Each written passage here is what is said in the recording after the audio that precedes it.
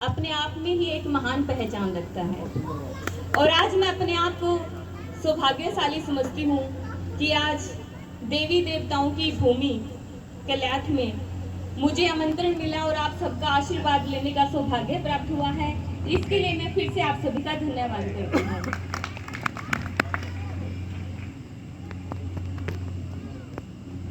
मैं इतनी परफेक्ट तो नहीं हूँ राजनीति में कि मैं आपसे किसी प्रकार का या ज्ञान दूं या किसी प्रकार का ऑर्डर दे पाऊं।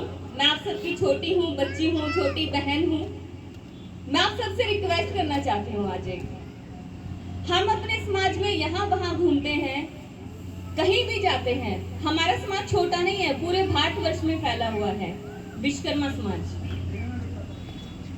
जहाँ हमें देखने को मिलता है कि हमारे समाज में अगर हम कमियों की बात करें तो कमी तो हर चीज में होती है भाई। तो हमारे समाज में एकता की भी कमी नहीं है। तो हमें हमारे समाज की कमियों को नजरअंदाज करते हुए, अगर कोई कमी ऐसी है उसको सुधारा जा सकता है, उसको सुधार करते हुए हमें हमारे समाज की अच्छाइयों पे गौर करते हुए आगे बढ़ना है। अभी जैसे मंच पे संचालन करते हुए भाई जी ने भी बताया कि किस प्रकार हमारे समाज का उत्थान हो रहा है। उससे पहले हमारे जो वरिष्ठ आदरणीय जी यहाँ पे मंच पे हमें संबोधन कर रहे थे, बता रहे थे जैसे कि आप कि हमारे समाज में एकता की कमी है। अगर हम एकजुट हो जाएं तो हमारे भारत देश में, भारत देश नहीं मैं ये कहूँगी देश से विदेशों में भी ऐसा कोई काम नहीं है या फिर राजनीति या फिर ऐसा कोई मुकाम नहीं है जहाँ पे हमारा विश्वकर्मा समाज नहीं पहुँच सकता। जरूरत है तो किस बात की? विश्वास की, आत्मविश्वास की। तो वो कहां से आएगा? वो आना है हमारे अंदर से ही। आज मैं यहाँ पे आई हूँ सिर्फ और सिर्फ अपने समाज के लिए और एक निवेदन लेके कि हम यही नहीं चाहते कि हमारे पुरुष शक्ति जो है, हमारी जो पितरात्मक शक्ति है, पिता शक्ति है, मैं ये बोलूंगी कि जो हमारी पुरुष शक्ति है वो हो तो देखिए आदर्शनीय है ही है, वो तो अगर है ही है, एक्टिव है। तो इसी के साथ मैं चाहती हूँ कि जो हमारी मातृ शक्ति है, मेरी बहनाएं हैं, हमारी जो माता स्वरूप जो पीछे बैठी हैं, दादियां जी हैं, जो हैं सभी हैं, मैं चाहूंगी कि ये भी आगे आए। घूंघट प्रथा बहुत पीछे जा चुकी है, अब वो बहुत आनी जानी चीज हो गई है। हम भारत की संस्कृति का सम्मान करते हैं, लेकिन जो कि रूढ़िवादी चीजें हैं हम उनका खंडन भी करते हैं। अगर आपको मेरी इस बात में सहमति ना लगे तो कोई भी हाथ खड़ा कर सकता है। हम घूंघट प्रथा का खंडन करते हैं और ये निवेदन लेके भी मैं आज की अपनी महिलाओं के लिए आई हूँ। आप सब एग्री हैं? हाँ जी, हाथ खड़े कर दो फिर अगर हाँ है तो। Thank you. तो मैं अपने भाइयों से भी चाहूंगी कि आप भी सहमति में हाथ खड़ा करें। हाँ जी, आप सभी सहमत हैं? घूंघट प्रथा का विरोध होना चाहिए, हमारी बहन बेटियां भी आगे आनी चाहिए। जी शुक्रिया। क्योंकि जब तक हमारा पुरुष समाज, हमारी पिता शक्ति, हमारे भाई बंधु, हमारी बहन बेटियों को सपोर्ट नहीं करेंगे, उनको सहारा नहीं देंगे, तो देखिए बहन बेटियां भी आगे नहीं बढ़ सकती। हमेशा ये कहते हैं एक से भले दो। कोई भी बहन बेटी अपने घर से पैर तभी रख पाती है जब उसके परिवार का, उसके माँ बाप का, सभी का विश्वास उस पर बना होता है। और बहन बेटी से भी मैं यही कहूंगी कि वो घर से निकले, जैसी जा रही है वैसी ही आए, अपने माँ बाप के, अपने परिवार के विश्वास को बनाए रखे, तभी समाज में बदलाव आएगा और विश्वास बनेगा, एक ताकत बनेगी। तो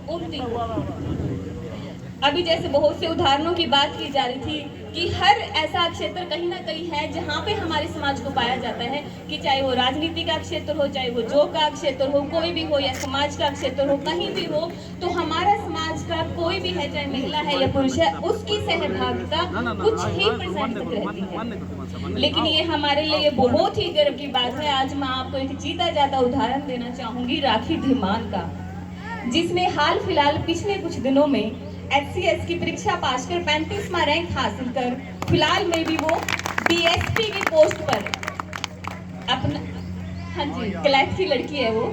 तो मेरी छोटी बहन, मैं उसको कहूंगी राखी धीमान को, देखिए हमारा समाज कितना आगे जा चुका है। तो ये भी तो पुरुष शक्ति का एक उदाहरण है ना। उनके पापा ने, उनके भाई ने, आप सभी ने पूरे कल्याण ने उनको देखो सहयोग दिया, उसमें एक कॉन्फिडेंस था कि मैं ये कर सकती हूँ।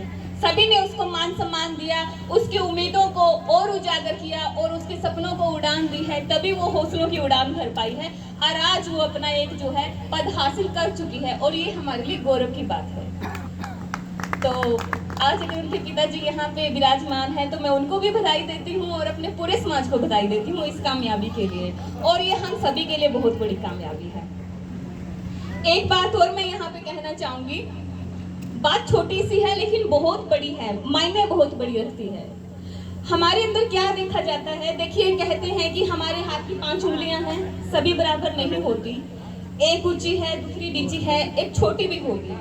सिर्फ कमी क्या है, देखो मैं यहाँ पे ये नहीं कहूंगी कि वो बंदा अपनी कामयाबी में या फिर दूसरों की कामयाबी में हिस्सा नहीं दे पा रहा, फर्क सिर्फ है सोच का। हर एक इंसान अपनी एक मूल्यवान भूमिका रखता है समाज के कल्याण में। हमारा समाज या फिर कोई भी समाज हो, हमेशा क्या देखा जाता है कि अगर वो पैसे वाला है या उच्च पद पे है तो ही वो हमारे समाज का विकास कर सकता है, बिल्कुल भी नहीं।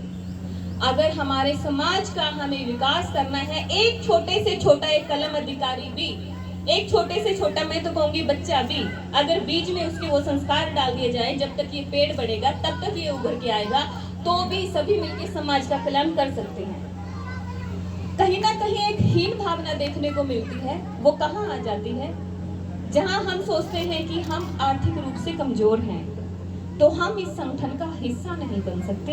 ये गलतफहमी हमारे मन में घर कर जाती है और हम हीन भावना का शिकार हो जाते हैं, लेकिन ये बात कतई सच नहीं है। जैसे कि यहाँ पे देखने लायक जो बात है वो यही है कि तन मन धन अगर हम समर्पण कर दें किसी भी मंजिल को पाने के लिए, अगर हमारे समाज के उत्थान के लिए तन मन धन यदि हम समर्पण कर देते हैं तो वो दिन दूर नहीं होता जब हमारा भी विकास संभव है और हम मंजिल को पा जाते हैं। इसी प्रकार यदि कोई पैसे से सहयोग नहीं कर सकता, आर्थिक रूप से वो सशक्त नहीं है, लेकिन मानसिक स्थिति उसकी अच्छी है और वो अपना प्रयास दे, फिजिकली आके अपनी सेवाएं देता है और अपने विचार रखता है, अपनी टीम के साथ एकजुट होकर काम करता है, तो हम उनका भी सम्मान करते हैं। तो आज मेरा यहाँ पे सिर्फ यही निवेदन है कि सब एकजुट हो जाएं। कल आज हम अगर देखने को मिलता है कि हमारा समाज, अगर ये शिकायत आती है कि हमारा समाज कहीं ना कहीं पिछड़ा हुआ है, चाहे वो राजनीति का क्षेत्र हो, किसी ना किसी पदाधिकारी का क्षेत्र हो, चाहे वो सामाजिक क्षेत्र में हो, तो कल हमें ये शिकायत मिलने को, कहीं भी शिकायत सुनने को ना मिले।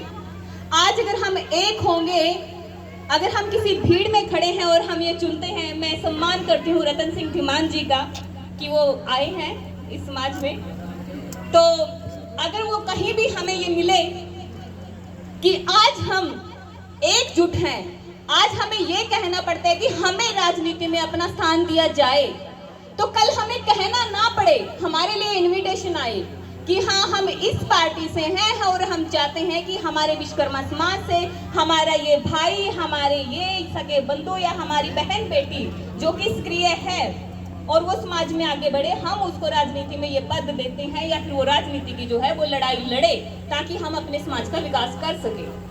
तब हम मानेंगे कि हमारा समाज कहीं ना कहीं क्षेत्र में बहुत ही अग्रणीय है और हम तरक्की कर पा रहे हैं। एक बात मैं आप सबसे निवेदन करना चाहूंगी और पूछना चाहूंगी,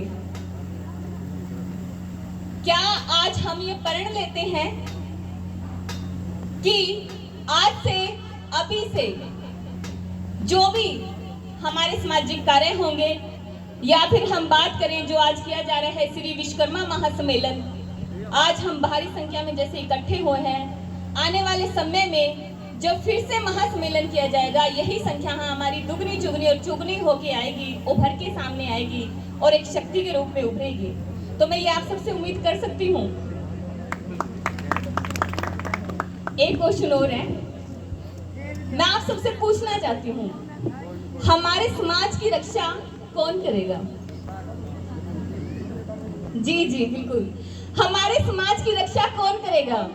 हम करेंगे। बिल्कुल, थैंक यू, आशीर्वाद बनाए रखें। हमारे समाज की रक्षा कौन करेगा? हम करेंगे, हम करेंगे। विश्वकर्मा समाज की रक्षा कौन करेगा? हम करेंगे। शुक्रिया, मेहरबानी, आशीर्वाद बनाए रखिएगा। अपने इन्हीं शब्दों के साथ आप सबका आशीर्वाद चाहूंगी। धन्यवाद। बहुत बहुत